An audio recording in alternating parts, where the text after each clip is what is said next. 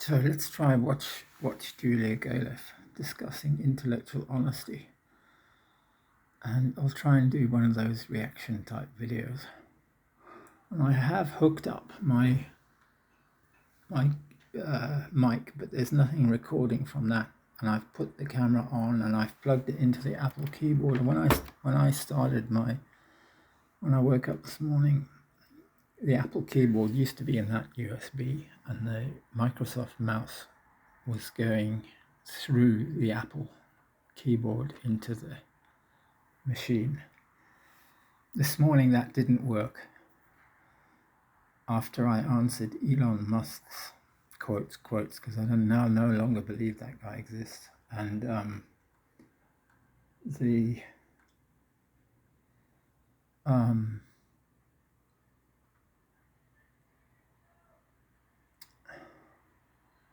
oh dear, I've just questioned something deep, and I've just ruined my train of thought. I'm also sleep deprived, and the other reason for making this video was to explain to people that what happened to me in Bolivia was often that I would get into exactly the state that I'm in now. I haven't shot cocaine. I haven't taken any coca. I never have seen cocaine, as far as I know. All I did was chew coca with lithium and whatever else is in the lechia. You can't find out what it is. But so here what I'm talking about is partition of Apple and Microsoft, and I joined I followed a Twitter account, Lisa Gentleman or something, a Microsoft developer with COVID, and she replied to one of my tweets, so I took seriously the possibility Elon Musk tweet about penguins. So, and my long time ago, I said the Linux device driver stack is crazy. And I often made jokes about plug and play and drag and drop not working together. And so now I'm running WSL on this machine. The latest version is Windows 10 that Amy Vu installed for me when she gave me this computer. And I put WSL on it, and it's running Ubuntu in the WSL container. But that's not actually running now. But it was running. And when you do that, WSL is like a Zen hypervisor container. So Windows is actually providing the device driver connections for the virtual machine that's the hypervisor is running Ubuntu in. And I'm pretty impressed. I'm really impressed how much integration they got going. It gave me the screaming heebie-jeebies, though, because this is Microsoft now, a Windows development platform that can completely eat. That is total subversion of the GNU Linux toolchain. Total subversion. Everything is monitorable, alterable. They own GitHub. You're sucking the code out of GitHub. I don't know if Linux kernels do that, but it doesn't matter once you've got it in a box. I'm in a complete Microsoft jail. And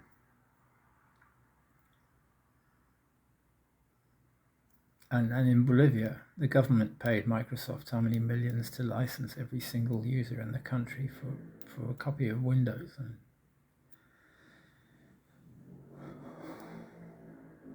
it was none of my business. I mean, what do I really know about systems software? Except for this microkernel I once wrote in MS-DOS. But I didn't finish it, so...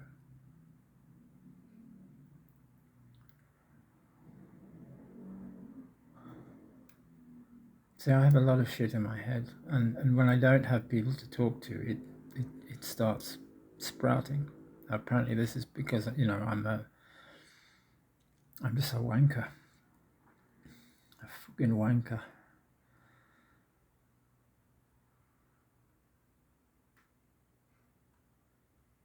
So I'm tired now.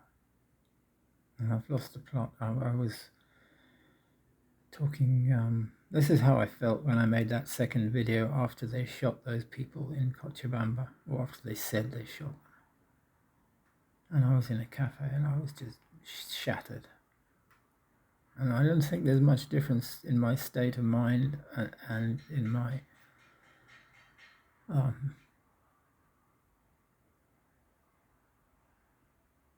then to now. The cocoa was not a big part of what drove this, and the cocoa may have enabled it. But coming back here, I was so depressed.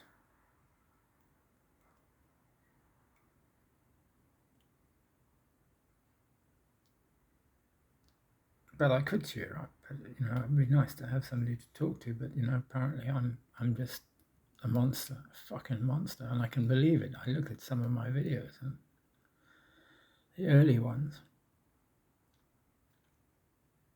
But you have to remember that this video channel is only about 3 or 4 years old.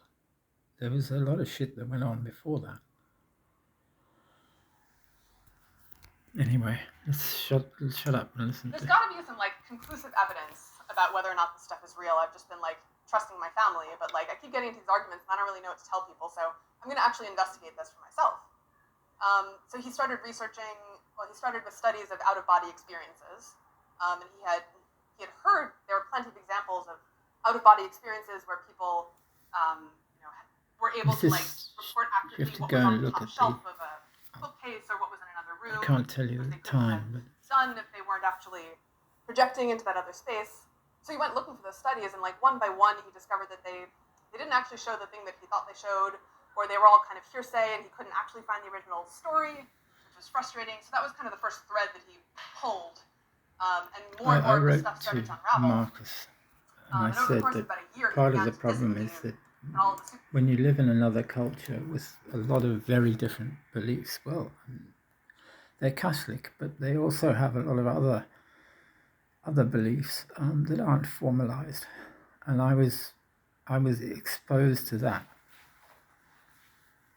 and those are connected to the coca, and it's got to be connected to your gut and the food you eat and the air and all sorts of things. There's a real feeling in Bolivia, like in India. There's a feeling of the people and the spirits, and maybe it's the dead as well. I think of them as living spirits, but there was so much that it was just a substance rather than it was a material rather than a substance. It was just completely all around. It wasn't like there were these individual little ghosts popping up. It was just all around, and I think the ghosts kind of popped up in the people. There are a lot of people in Bolivia. Behavior is different. I mean, a lot of people talk to themselves walking down the street. A lot of drunkards. There are a lot of wiped out people. And the level of tolerance for that in that society is actually much higher.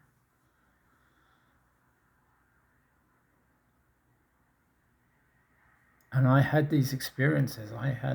I swear, I experienced people demonstrating telepathy and telekinesis to me when I was in La Paz. But it could have just been that I was very tired. But also being very tired opens you to these things.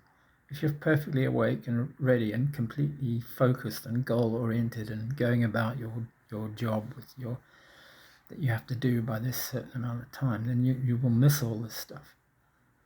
But I didn't have that.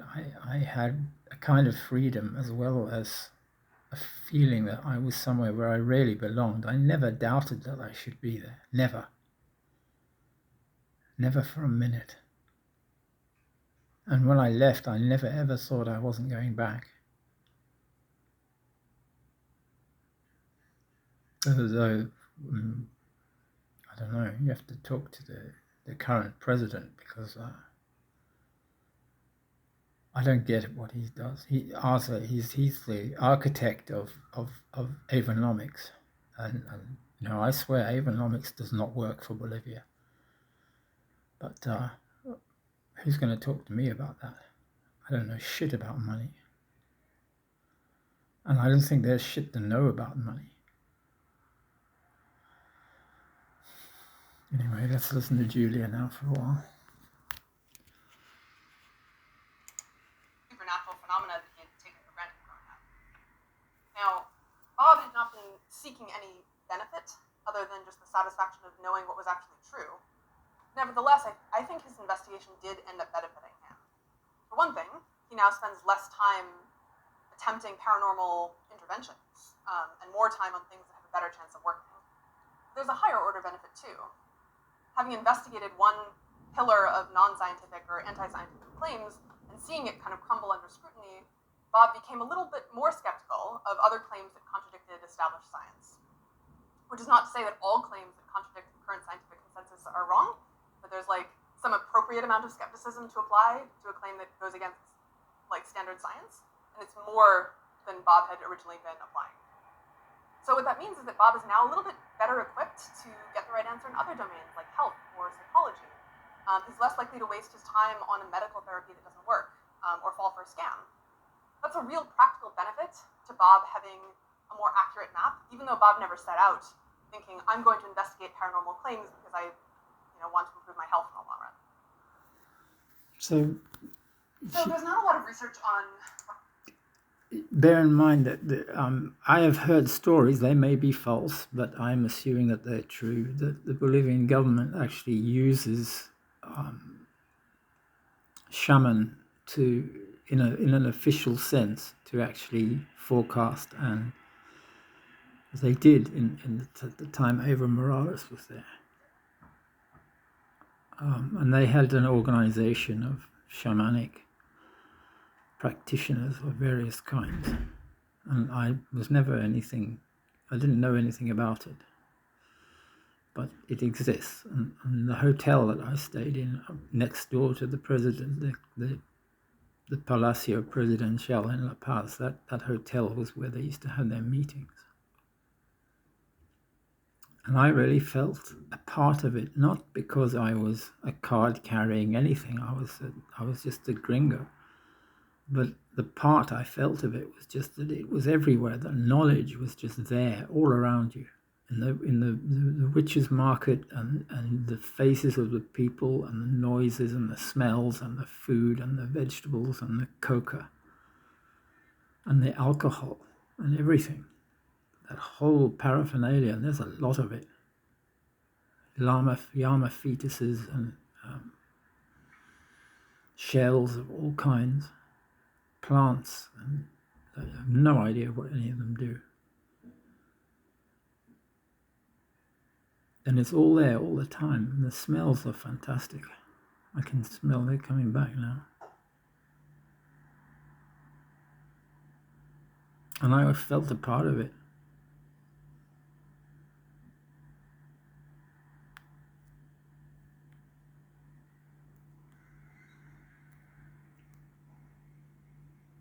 And I never felt so a part of something like at that level in France or England. But I have in India.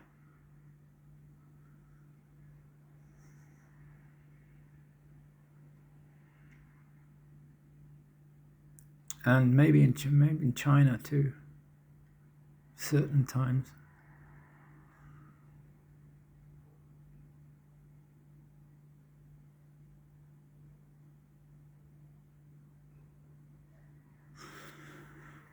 Anyway, listen to some more of Julia. What I call scout mode or scout mindset yet.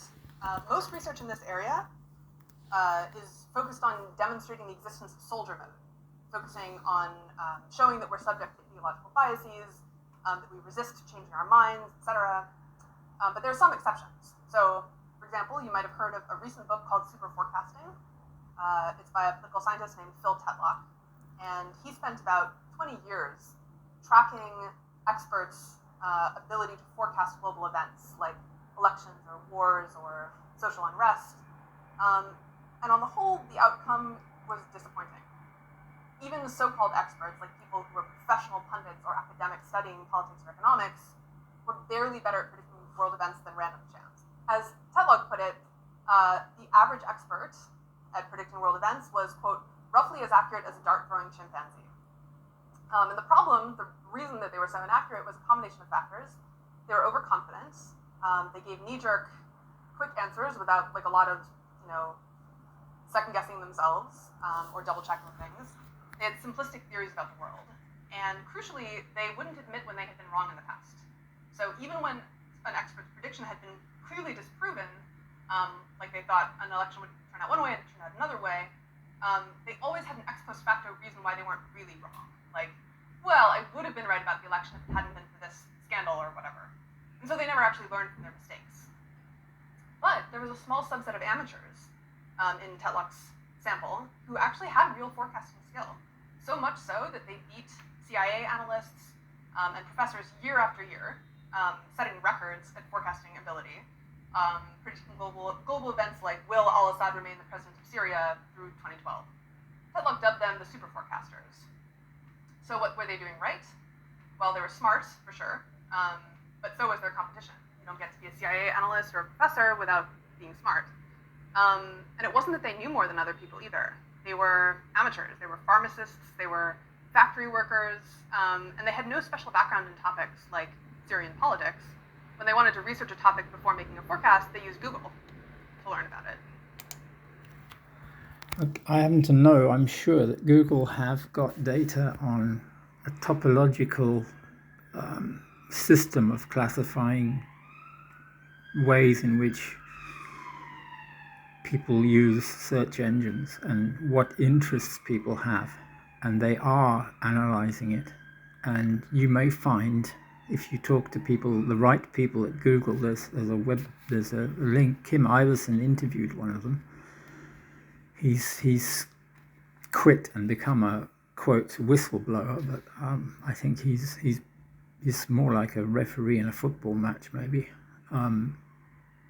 He will know what some of it, I'm sure, because what he's come up with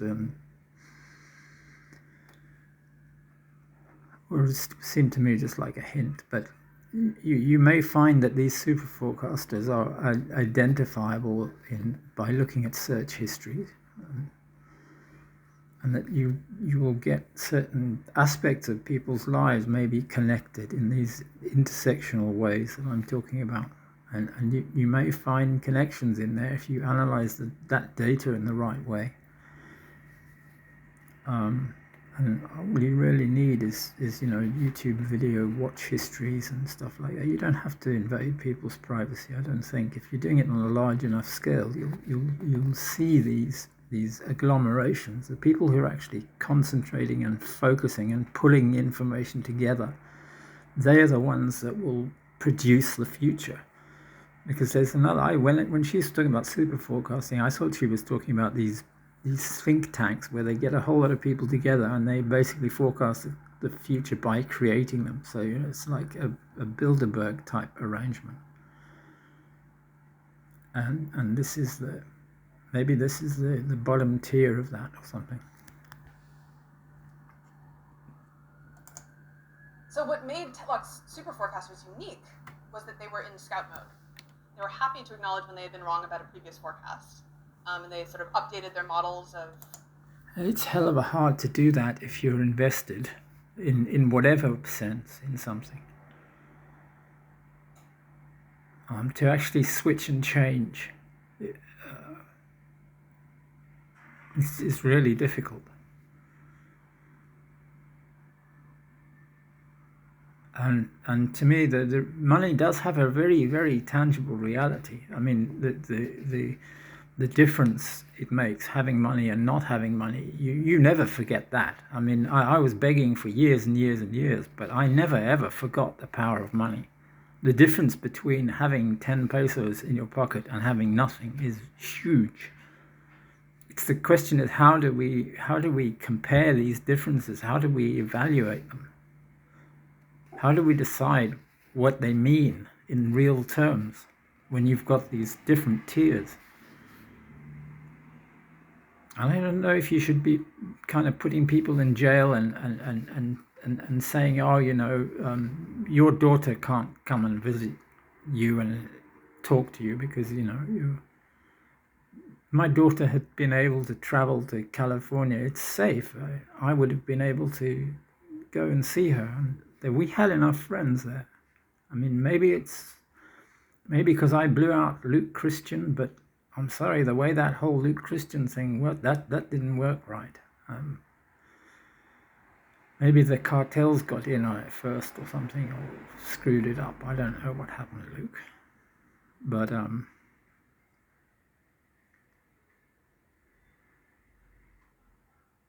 I liked your dog. I liked hanging out with you. That was a good day. But it wasn't the right time.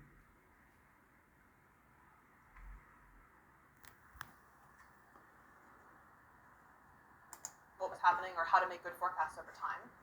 They had no particular emotional attachments to one ideology over another, so they sought out news sources from lots of different perspectives. In short, their motivation to form an accurate picture of reality, at least in this domain, was stronger than their motivation to stick to their guns or defend their past beliefs. Here's a very different kind of domain, disaster survival. Researchers who have studied cases of people who get lost in the wilderness while hiking or stranded after a plane crash or a shipwreck will tell you that most people don't make it. So when I went through the Darien Gap, I set out on my own. Julia's already just talked about some people preparing for journeys, and the preparation I had was really hilarious. I mean, I had a can of tuna, I had 4 cigarettes, a packet of biscuits, or something like that. I smoked the cigarettes and ate the tuna and the packet of biscuits on the first or second day. And then I met this American guy on a beach in Panama. And he's the one with the yacht. My daughter was in contact with him. She got some text messages from him. He used to work sales. He was a salesman for an oil company. And that's just a complete CIA front. I was absolutely sure he was CIA. He lives in this restaurant on this beach in Panama that has no road. I mean, you only go by boat to I can't remember, Obalde, what's the name of the port? And he gave me 50 Colombian pesos and sent me on my way and sent my daughter a message.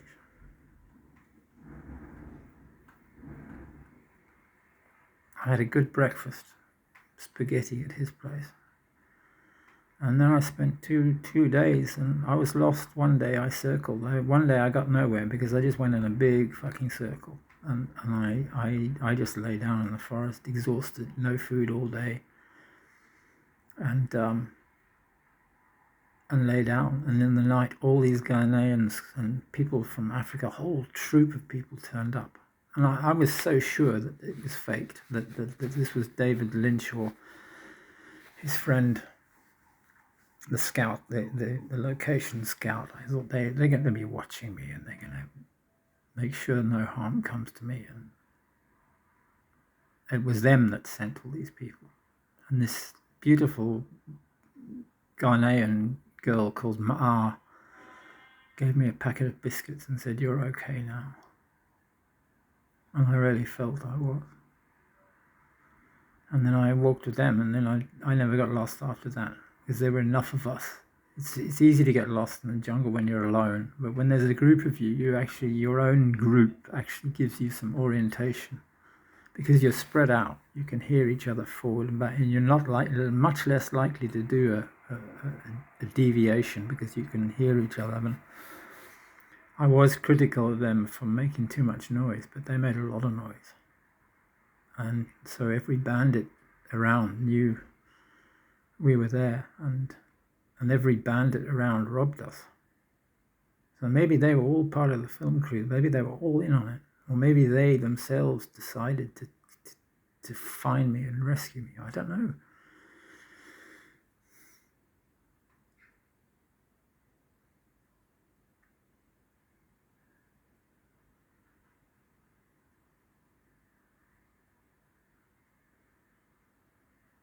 It's sort of there.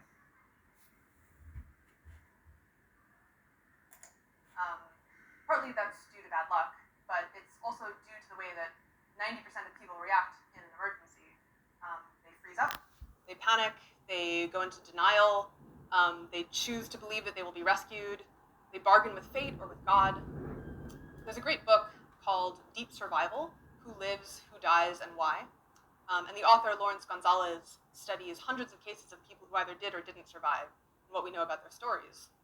He says, quote, many victims have perished waiting for God to help them out, instead of recognizing that whether or not you believe in a God, you must help yourself. Or at the end, I was sick. I was coming down with pneumonia. It was strong. I felt sick, but it was just a last energy because I had no food. I had no food for 2 days, and I met a woman from. She'd been abandoned and left to die by her partners, and I wrote a message in the sand saying, "Give her sugar" in Spanish or in English for the Ghanaians, and apparently they did give her sugar, and she did get out, and she was from the other half of Haiti.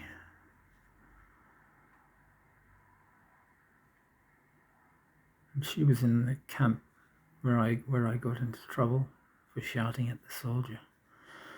But I lay down to die. I was happy, and there were many moments on that journey when I would have been. I was just okay to die there. I had no fear at all at any point. Not when the scorpions bit me. Not when I fell down on my own in the higher part when I hadn't met anyone yet. I never feared for a slight second. There was nothing wrong. There was nothing wrong with the world. It was just perfect.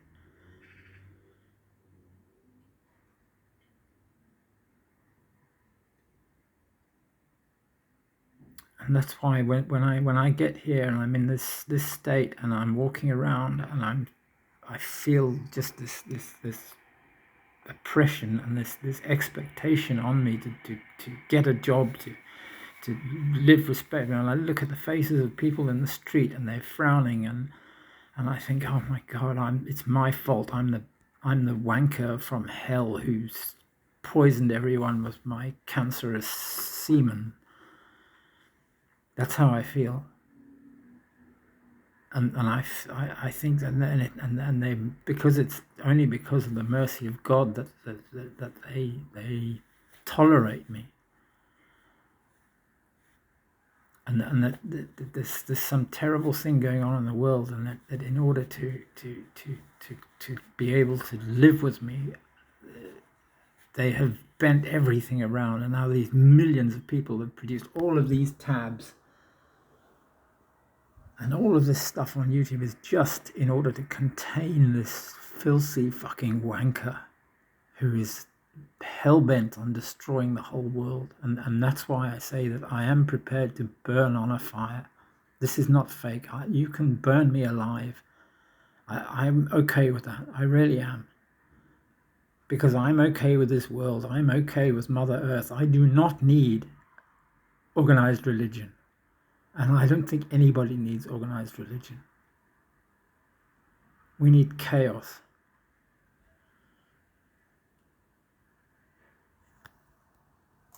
or they perish because they never prepared for disaster in the first place, following kind of a, if I don't think about it, it won't happen heuristic. So they don't bring along proper equipment or extra water in case of a shipwreck because they don't want to think about the possibility of a shipwreck. They don't educate themselves about the hazards of the area where they're hiking. But, so that's like 90% of people. But then there are the exceptions. Among the 10% who do survive, there's a commonality. They're the ones who think consciously about potential ways that they could, end up stranded. They take precautions in advance. They quickly accept that rescuers might not find them and that they might be in for a long struggle to survive. They have an accurate picture of their abilities. They don't overestimate themselves, but they also don't underestimate themselves. So Gonzalez sums up this commonality between the survivors by saying the first rule of survival is face reality. So That would be all a of this so great far place raises to the stop. question, why isn't scout mode or scout mindset our default? Like, if scout mindset is so great, why do we naturally tend to gravitate towards soldier mindset instead? Well, I don't know why people do. I don't have the soldier mindset. Maybe except for certain things.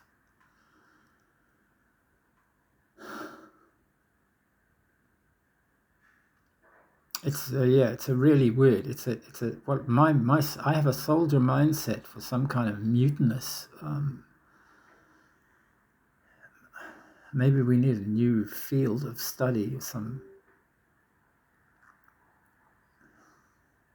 organized mutiny mindset. And what can we learn from the exceptions to that rule? The answer here comes down to the fact that our brains aren't optimized for reaching the truth. This was a big revelation to me when I learned it. It may not feel so groundbreaking to you, but it had always seemed to me, I naturally assumed that like our ability to reason about the world must be there in order to help us figure out the world. Why else would it have evolved? But our brains are actually, if you just think about what drives evolution, our brains are optimized for surviving and passing on our genes. And sometimes that involves having accurate beliefs, like having accurate beliefs about how to build a shelter or how to capture your prey or escape. So maybe I don't know. The things I'd be slightly embarrassed to say, but some of the things that go through my mind, like maybe the number of children you have actually changes your mind. Maybe I've got as many children as Genghis Khan by now because of the amount of wanking I've been doing all over the world. And maybe that changes things. I don't know. But without anybody to talk to, you're leaving me to make this shit up, and I have to get into some pretty deep fucking stuff, but I'm not sure it's entirely productive. It might be good for putting in a movie, but I'm going to try and stop it soon because I think this is going to get copyright struck, isn't it? Predators. But in other cases, our ancestors may just have been better off believing false things. Increasingly, cognitive scientists think that our tendency to defend some ideas and reject other ideas, almost independent of the evidence, evolved because in many cases it was strategically useful.